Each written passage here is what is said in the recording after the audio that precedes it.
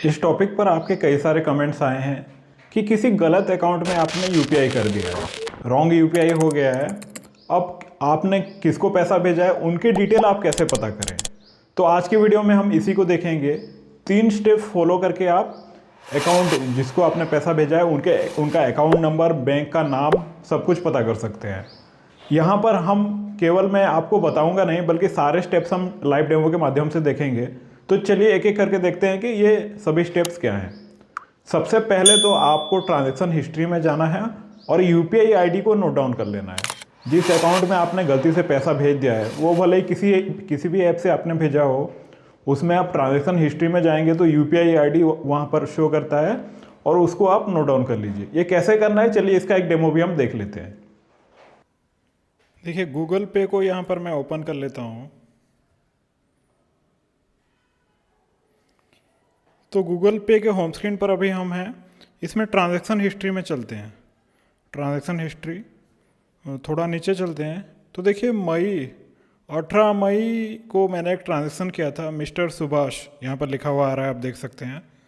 तो चलिए मान लेते हैं, एग्जांपल के लिए ले लेते हैं कि ये मेरा रॉन्ग अकाउंट ट्रांसफ़र, मैंने गलती से इनको पैसा ट्रांसफ़र कर दिया था, ऐसा हम मान लेते हैं। चलिए, और इनका अकाउंट नंबर हम निकालेंगे। तो इसको मैं सेलेक्ट कर लेता हूँ, इस ट्रांजैक्शन को। तो देखिए, थोड़ा नीचे हम चलेंगे तो यहाँ पर दिया हुआ है कि टू सुभाष, मिस्टर सुभाष को पैसा भेजा है।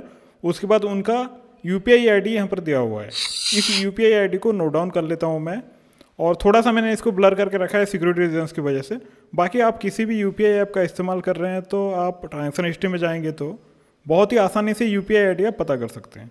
चलिए, इसको मैं नोट डाउन कर लेता हूँ। इस तरह से आप इसको ज़रूर नोट डाउन कर लीजिए।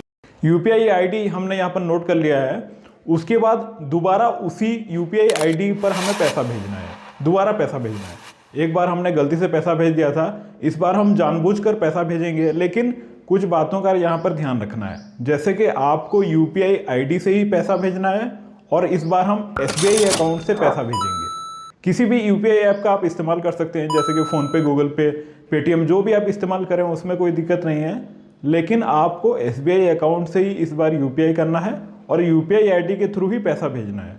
तो ये कैसे करना है, चलिए इसको देखते हैं। चलिए, भीम ऐप को मैं ओपन कर लेता हूँ। इसी से हम एसबीआई अकाउंट से यूपीआई करेंगे। आप किसी भी यूपीआई ऐप का इस्तेमाल कर सकते हैं, कोई प्रॉब्लम नहीं है।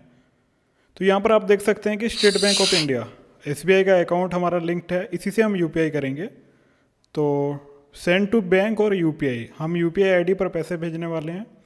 सेंड टू यूपीआई आईडी और यूपीआई नंबर। किसी भी यूपीआई ऐप का आप इस्तेमाल कर रहे हैं, फ़ोनपे, गूगल पे, तो उसमें सेंड टू यूपीआई आईडी का ऑप्शन आपको ज़रूर मिल जाएगा।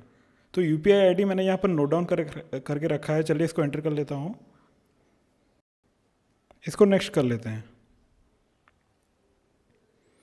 तो देखिए, नाम आ चुका है, आप देख सकते हैं, मिस्टर सुभाष। नाम तो हमें पता है, पहले भी पता है, लेकिन हमें बाकी के डिटेल्स भी पता करने हैं। तो पता करने के लिए हम 1 रुपया फिर से उस अकाउंट पर यूपीआई करेंगे।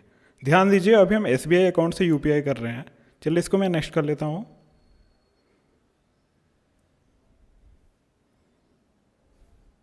एसबीआई अकाउंट से हम यूपीआई कर रहे हैं, इसको मैं पे कर लेता हूँ। यहाँ पर मैं पिन जल्दी से डाल देता हूँ।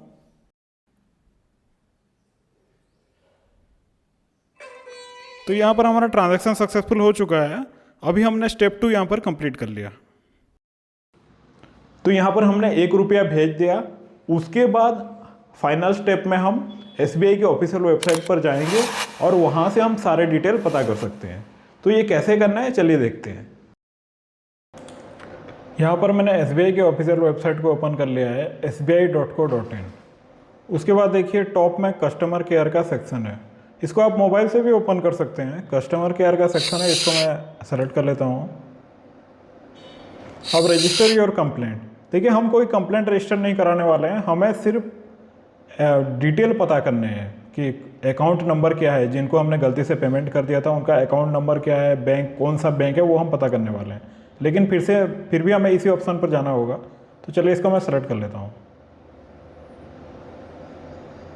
अब यहाँ पर बहुत सारा कुछ दिखा रहा है, इसमें आपको कंफ्यूज नहीं होना है। सिंपली आपको ये जो दिखा रहा है, रेज रिक्वेस्ट और कंप्लेंट, इसको सेलेक्ट कर लेना है।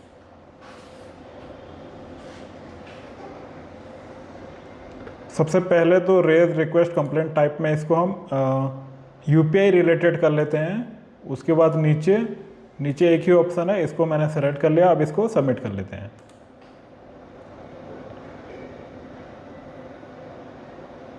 अकाउंट नंबर, हमने जिस एसबीआई अकाउंट से यूपीआई किया था वो एसबीआई अकाउंट नंबर यहाँ पर एंटर करना है। तो चलिए मैं एंटर कर लेता हूँ। और ये जो कैप्चा है इसको यहाँ पर फिल करना है। सेंड ओटीपी को मैं सेलेक्ट कर लेता हूँ।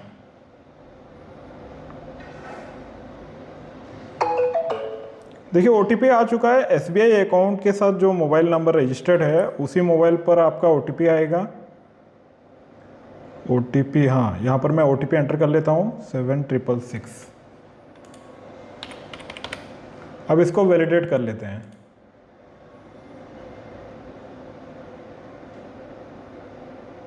यहाँ पर एक फॉर्म आ चुका है।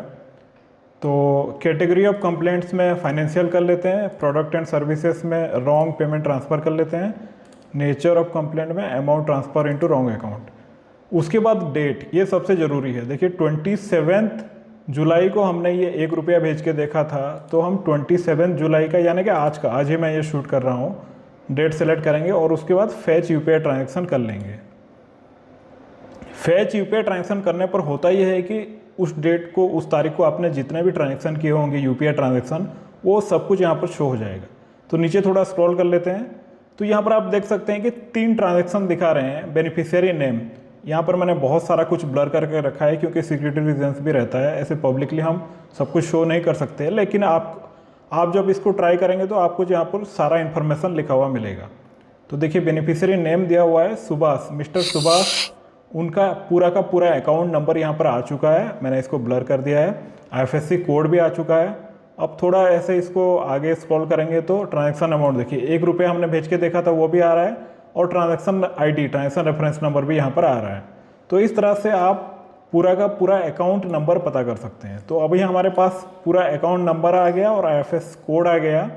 अब आईएफएस कोड से हम बैंक का नाम और पता बहुत ही आसानी से पता कर सकते हैं। वो कैसे करना है उसको भी क्विकली देख लेते हैं। इसको और कुछ सबमिट वगैरह नहीं करना है, ये यहाँ पर हमारा काम हो गया। चलिए एक और टैब मैं ओपन कर लेता हूँ, इसको मैं क्लोज कर लेता हूँ इस टैब को।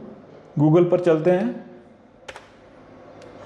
तो गूगल पर हम क्या करेंगे, IFSC कोड = SBIN 00133940 बैंक